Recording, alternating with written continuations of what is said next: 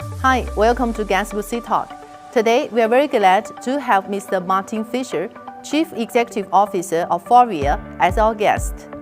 Formed by the merger of FORVIA and HELLA, FORVIA is currently the world's 7th largest automotive technology supplier with 6 business divisions, including seating, interiors, automotive electronics, clean mobility, lighting, and life cycle solutions.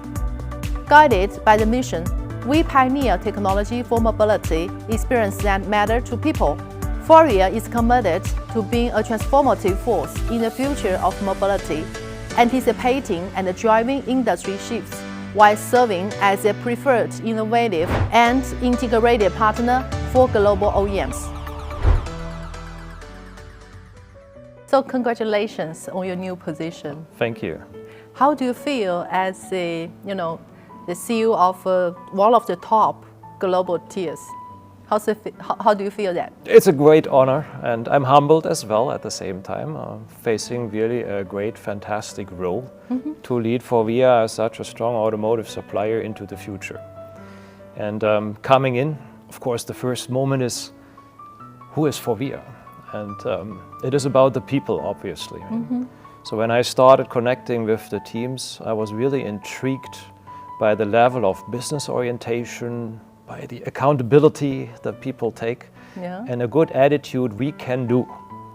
And this is very important for me as a new CEO, because I will drive a lot of change over and through the company, and I need people who buy into that change quickly. So that was maybe some of the first observations.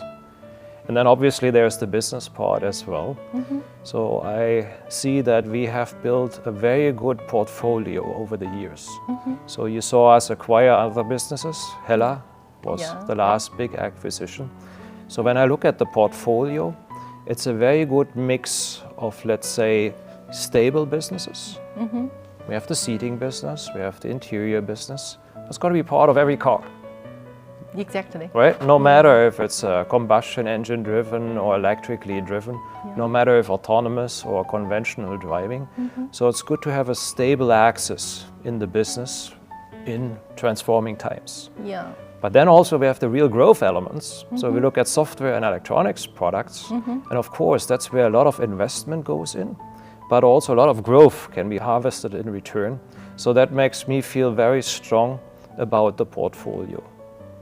And the third point, people portfolio, is the customers, obviously. And we look at a very fine, diversified customer base. And that's true globally. That's also particularly true here in China. We had our start 30 plus years ago with some of the international OEMs. Today, we are already 50-50 with our Chinese OEMs. And that's growing. So when I look at our new order intake, we are even going to be stronger with the Chinese partners. So people, portfolio, customers, gives me the feel, there's a solid base to work from. I can echo that in a Chinese old saying, 新官上任三把火. And that means? That means when a new CEO on his position, he should list the top 3 priority as a key task. Exactly what you are doing now. Yeah, those were my 3 observations. And I mean, that's the starting point. Now, obviously, I have to go forward. And yes, I captured my priorities, the strategic priorities, in fact, also in 3. In 3. And the first one is our performance. Performance. Operational and financial performance is very important. The continued transformation of the business, develop forward. Shape our portfolio. And the third one is a truly invigorating culture that I want to have with FORVIA, that all our employees really nurture a culture that's very motivating and very performance oriented. So those are my 3 as we speak. Okay.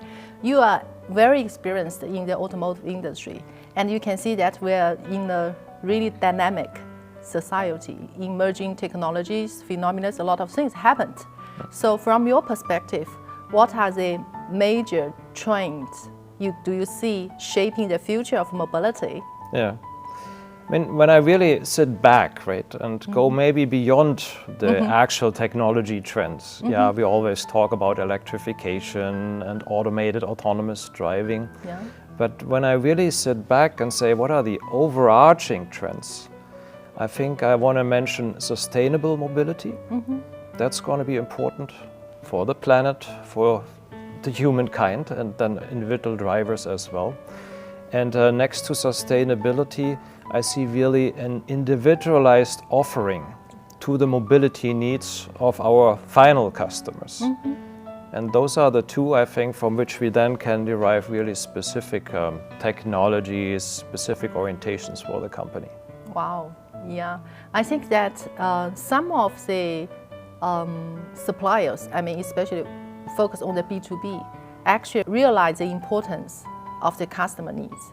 Because more and more OEM, especially in China, they want their partner to co-create selling points at the high-tech products in their car, right? Absolutely.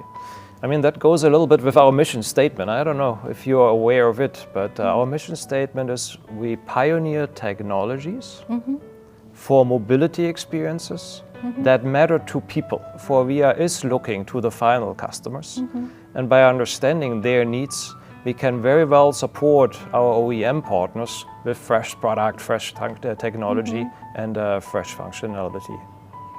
B2B2C. B2B2C, yeah, that's it. That's exactly the chain. Yes. When we talk about the electrification, actually we see the development pace quite differs. Let's say Europe is a little slow down. In China, it's go faster. From your point, how do you view the trend, and how do you see the future of the EVs? Yeah, in my view and in our view as FORVIA, the trend is so clear. So we truly believe into electrification as being the longer term solution, also all over the place. And then you characterize it very well. It goes at different speeds, and sometimes there are setbacks, little speed bumps, but in general this trend is very real. What is for us very important is that we structure our portfolio, our activities to help OEMs, to support OEMs in all technologies. So we are still having great innovation also in the field of internal combustion engine. And when you think about it, that model will be there for a while. Maybe in the form of range extenders, maybe in the form of plug-in hybrid vehicles. And with our sustainability push, we really want to make sure that these vehicles are as clean as they can be and also as comfortable. So give you an example from that range. We are just developing devices that make range extenders much more comfortable in the sense that they are noiseless. You remember when you drive an electric vehicle and the engine comes up? That's very disturbing. The NVH problem is really, So we have little actuators, little technology tricks that take NVH out. And that helps, again, the comfort that somebody can have with still combustion engine supported drivetrains. BEVs, great investment field, right? We do battery management systems, something that we also showcase here in Shanghai, how we package more and more electronics into a limited space and have synergies by packaging battery management and energy conversion functions into one device. But that's not enough, because with our sustainability drive, we look also beyond. And what you can see at the FORVIA display this week is our hydrogen tanks. So we also have an activity that goes even beyond battery electric vehicles to support hydrogen as a propulsion means and a very clean technology of the future. So you almost cover all the roadmap of the different powertrain technology, right? Yeah, and that's important in terms of robustness of the portfolio. Back to your original question, depending on what goes how fast, we can still earn money, produce sales with the different technologies. If you keep on invest in the future technology, let's say hydrogen, not now, right? It takes time to be commercialized largely. How can you balance the investment and the realization of commercialization? That's a very good question. So what we have done in the hydrogen field, we really pushed into it. And we prepared these hydrogen tanks, but also even hydrogen fuel cell stacks. We have good, solid product engineered, but now the question is how fast is the market? So we have basically paid and invested into our entry ticket, so we can support customers with the product. And now we dose our efforts, right? And say, okay, when is it time to go fully in? But in the meanwhile, we have the competencies already in-house and we can work with the customers on the way. Okay, so you're ready for that? We are ready. We're ready. Then about the intelligent driving, we see in China, it's really developed so fast, rapidly. The penetration rate keeps going up very, very quickly. Yeah. But outside of China, how do you see the acceptance of the demands, from the end users? And also, how about the ecosystem that needed? Yeah. Yeah, it takes a lot of coordination and synchronization in time, right, to make autonomous driving or highly automated driving happening. Yes. First of all, being an engineer myself, I want to really acknowledge the amount of engineering that goes into a solid system. And I think on the journey from level 2 to 3 to 4 systems, there's still much more that has to be done to make these systems very reliable. So I think that is one path, and that's going to take a little while until we get to that. But at the same time, regulations, the ethics around the systems, insurance questions, liability questions, that has to be all resolved. And it's interesting that different markets, different countries take different approaches. Yes. I think there's a very bold and broad approach pushing in China forward, politically and from the company side. Europe went ahead and created a regulation for highly autonomous vehicles. Exactly. But there has to be more investment still to come into technology. And then the US is putting vehicles on the road as well, right? With some early starters that are highly autonomous. Waymo, for instance. Yes. And the acceptance of the customers, of the riders, so to say, right? That is a question, is that going to be broad enough to justify their investment case? So a lot of things have to really fall in place to make that a big global trend, a big movement, so to say, that it happens. And China obviously is driving very, very large. How long can be fully autonomous driving realized? How long before? Yeah. I think it's going to take a while before it really comes a true full business model. Yeah. So in some commercial, the commercial vehicles, actually the forbidden scenario, very simple one, it's easily to realize. But in the passenger vehicles, in the passenger vehicles field, it becomes more difficult. Yeah, it is. So when you come from the engineering point again, it is good if you can limit somewhat the design domain or the complexity of it. So it's good to start maybe in segregated lanes or in dedicated lanes before you go really into free traffic flow. And I believe on the industry side, that's a responsible way of moving from one complexity level to the next. That's right. Always learn. Use the good amounts of data that are being collected from the first level to the second to the third. And that's the development I see coming. Yeah, and this year, since this March in China, actually, more and more people realize that safety is a top priority. Instead of going faster without very guarantee of the safety. Yeah, and that's our attitude also as FORVIA. We develop sensors, we develop algorithms, and safety is the priority number one. I cannot put anybody at risk through our product, so that is key, in fact. That's key, yes. Also AI, AI gains a lot of attention. Many OEMs actually already integrated large language model in their intelligent car. So what do you view this phenomenon and how FORVIA leverage AI in your daily work, production process, innovation? Yeah, it's getting all over the company, right? Both internally in terms of supporting our processes to be more efficient, and then also it gets into the products, obviously. So when we look on the product side, AI has been incorporated in many of them. So image processing, vision has a lot to do with AI, obviously. So one good example is we just showed a new cluster. And it's without touch screen, it's without dials and buttons to use. But we use now the driver monitoring system to see where is the driver looking, what feature is the driver selecting, and then we choose the respective feature. And that is obviously based on AI. Yeah. So there's many examples that we start It's just the beginning, right? And that's just the beginning. I mean, when you look really into the most powerful AI that we have nowadays, you certainly look into the infotainment options.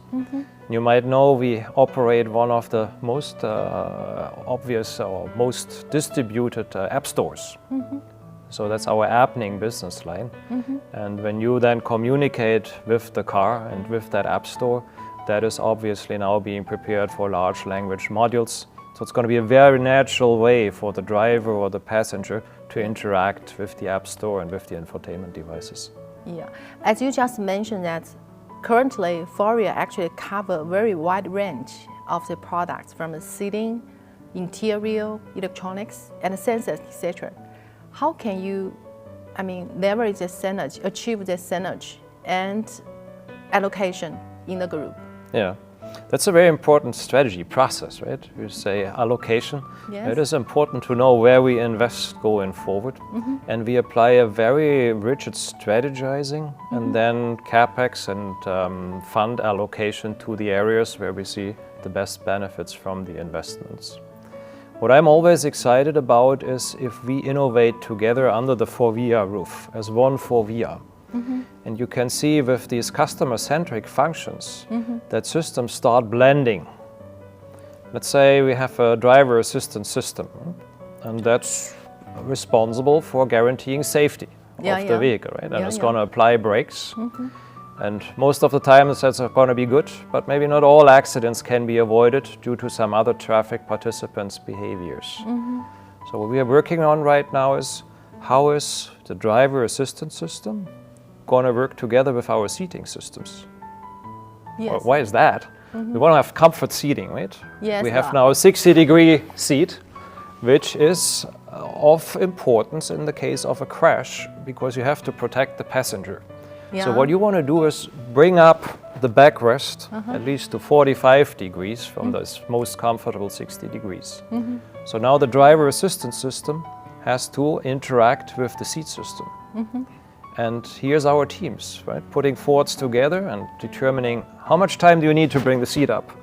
Not okay, not much. When is the latest point in time to warn and to bring that seat back up? It should still be a bit comfortable, right? It cannot be terrifying on the user, either on the driver. Yes. Or on the passenger. So those are the areas where we move different business groups together and as one FORVIA can create new functionality that helps, again, the end consumer and our OE customers. You just mentioned that in China, you have the structure of the customer actually half local OEMs, half are global OEMs. So as we know that if you deal with the local OEMs, actually they have a higher demanding of the speed, flexible, quality, cost efficiency. As a global company, how can you cope up with that? Yeah, we are very Chinese in China. So we have a strongly empowered team here on the ground. And over the last years, we drove an initiative that we called West to East because we wanted to very consciously bring competencies and again that level of empowerment to the team here in China and to our headquarters, R&D teams in Shanghai and all over the place.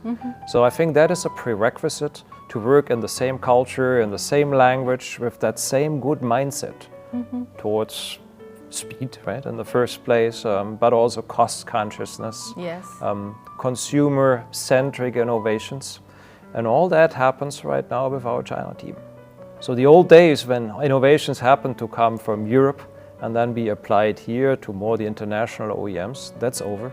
We innovate in the country for our local OEMs. And what's really beautiful is some of these very good inventions also then find the way back to Europe or to the Americas because they're just so intriguing.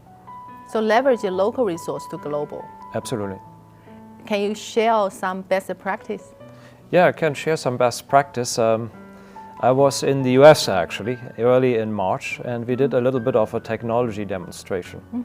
And one highlight was the seating comfort features that we presented. So you can think about it heating, cooling, but with very advanced massage features as well. That was an invention, as you can imagine, here in China, right? Where people spend so much time in the vehicle and want to have that comfort. Yeah. The moment we showed that module, that comfort module, to the customers in North America, they were blown away. So there's a run on that product in a different region as well. I tried the massage sitting yesterday. Okay. It's wonderful. It's different. I love it. Yeah, no, it's much more direct, a bit more intense, right? Than what we have seen from the pneumatic systems. So that's what our consumers, I think, will enjoy here. Yeah. When we talk about the innovation, localization innovation, so it's always about people. You need more and more talents can do the innovation together to create something more, better. Yeah. So how about the human resource strategy from FORVIA? Yeah. We are very happy that we can rely on such a strong educational system in China. So we work very closely together with universities here to really identify talent early and win talent in for FORVIA. And then it's about the development. Right? So it starts really with typically recruiting engineers and have them at their best engineering new ideas. But we further develop our employees from very good engineers to good leaders and to good entrepreneurs finally. Wow. So they can head up businesses for FORVIA.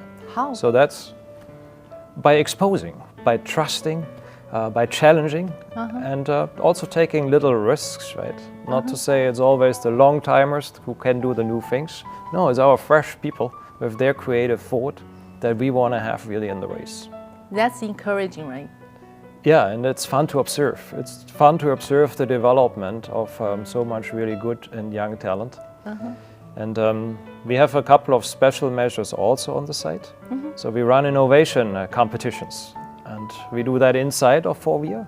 So teams can create and can apply for winning those competitions. And we do it also in collaboration with our targeted universities. So you can see how we generate a cloud, right? A field of innovation around the company from the get-go. That's really important. I mean, for young generation, if they have a clear path to grow themselves, to get more successful, more, how to say, they feel something reliable, trustable, and worth fighting for. I think you make them self-motivated, right? Yeah, and that starts at the base, but it also shows throughout our top leadership organization. So when I look at my executive committee, my direct reports, there's today 3 leaders from China. Wow. One leading the region, obviously. That's maybe straightforward. My strategy boss is of Chinese descent. And also one of my global business group leaders is a Chinese native. So we show that China is important as a market and that there's no limits to personal growth within FORVIA. How will you see the potential of China market in future? I think there is always a next China, right? China manages to reinvent itself and push to the next levels of technology and therefore of business. And that's why it's so important for us to really be really part of that ecosystem here. And that's why we look for all these good contacts to universities, of course to our customers, and to business partners of all sorts, because we want to be a part of that future growth story. And more OEMs, they go outside of China. They're looking for bigger market. How can FORVIA enable them in this field? Yeah, that's a continuation of the good relationships that we have developed over all these years. And we have that strong foothold with these Chinese OEMs in China. And now really comes a prime goal, right? To say we help those customers going global. And we can do so because in many of the markets that are being targeted, we are already established very well. We have teams on place, we have plants, sometimes even open capacity to be fast. But also we can relate to the ecosystem in these countries. You want to understand the political landscape, you want to understand regulations. Products might need to be altered a little bit because regulations are different country by country. And those are the strong points that FORVIA can bring to our customers in their global endeavors. Last year, actually, I visited Thailand. FORVIA have a factory there in Luoyang. And beside the factory, there is BYD plant, Chang'an plant, still own structure, but you already ready there. Yeah, that's exactly one of the examples, right? Where we could help BYD, for instance, very fast to get up to speed and into production. The same thing is now happening in Europe. So again, we were working, for instance, with BYD and with their new plants in Hungary and Turkey. We'll be there to help. Okay. If they want to be successful outside of China, from your global perspective, what will be the top issue for Chinese OEM focus on? I have no doubt that good product and technology is going to be brought to those marketplaces. And they are also going to be competitive. I think that is an important must-have. I believe the point to work at for the regional or for the Chinese OEMs going global is that they really become good corporate citizens of the targeted countries. Right? So a Chinese OEM in a European country has to show a European face in order to be fully accepted. And when you go back in history a little bit and see how the Japanese or then the Koreans conquered the various marketplaces, that was always a very important ingredient of their success. To be Toyota in North America as a solid employer, as a solid corporate citizen, working the communities and so on. So I believe that third point is very important for the Chinese OEMs also to find. Yeah, to find the best partner, help them to understand that. Yeah, and then live it, right? Make it part of the culture. The way that FORVIA is Chinese in China, I think a Chinese OEM has to be German in Germany or French in France. Good point. That's a corporate citizen.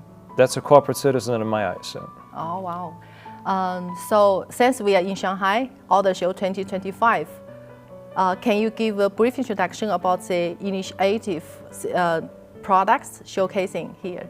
Yeah, no, that's a pleasure, obviously.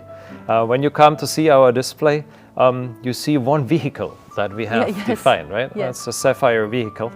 And what we try to do is really pack all our product into that one vehicle concept to show how we lead into the future.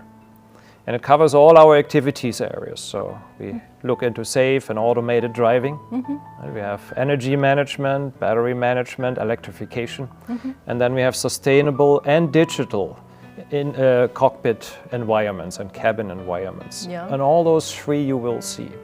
And what we showcase is pretty much as a driver or a passenger, how are you going to interact and enjoy that vehicle? So the vehicle will know you by the time you approach, right? And it will already give you the information you want to have from the vehicle. So we have some exterior displays from the lighting business group that's going to give you the state of charge or welcome you. So that's configurable to the like of the consumer. So here I'm already getting in touch with my car. The door opens, you'll get into an environment that we designed with our seating and interior teams. And even though it's a compact level car, it feels spacious. So we have found concepts to show and share with our customers that just utilize that space to the maximum degree. And it's very versatile. Yes. Because in China, our buyers, they spend a lot of time in the cars. Not only for the commute, but also for having a lifestyle with it. So you'll see very versatile interiors. Seats that swivel electrically, so you have your campfire seating. You have tables wherever you need them. They'll fold, they'll stow away electrically. When you need them, they'll come up. So really an environment that supports the lifestyle of our young generation buyers here in China. And then on top of all that, we also follow our sustainability ambition. And all the materials that you will see and touch and feel are sustainable materials. So either renewables or recycled materials, and you can feel the quality of those. So you see, we pack everything really into this vehicle to say we are consumer-centric in our offerings. We think alike our OEMs, and we prepare then the very dedicated product in order to fulfill the consumer expectations. I watched that car yesterday on the media site. It's really impressive. And 80% are ready for production, right? Not Yeah. concept. No, it's beyond concept. It's beyond We are concept. good. And with the kind of speed that we go really from innovation, or let's say from invention even, into real serious production, that has been shortened quite a bit. Okay. So anything you want to say to your Chinese customer here? Yeah, I have been enjoying really tremendous days out in Shanghai, and I enjoyed the spirit that we put into our conversations. And that was a lot about, I would say, pragmatic collaboration. In the sense that customers really want to see what can FORVIA bring to the party, what are the new functions, features, products that can be quickly serving our customers here. And that pragmatism to say, hey, we don't have to invent it all ourselves of the OEMs, but we want to rely on a strong partner FORVIA, I found that really energizing. And that's what we do. We are going to follow up and really bring a lot of good product at good cost as well, right? That still matters in China so much to our customers. Okay. Anything you want to say to your Chinese team? Wow, you made my day. Coming in here and really diving into the Chinese thing, I like so much that enthusiasm and the energy levels. And I can see that everybody is really excited about showcasing the technology to our customers here in the auto show. And that carries our business a long way. So I truly believe in empowered teams, and I truly believe in that excitement that's going to separate us and differentiate us also from competitors. Then what's your expectation for Chinese market for FORVIA in the future decade? In the future decade, we are here to stay, and we are here to drive that market success forward. And we do that really in great collaboration with our customers, the way I just described it, being very open, very pragmatic, bringing quick solutions, bring them on the road, and move on. Be fast. Wow. Great. Thank you, Martin. Thank you for your time. That was cool. Thanks for a fantastic interview.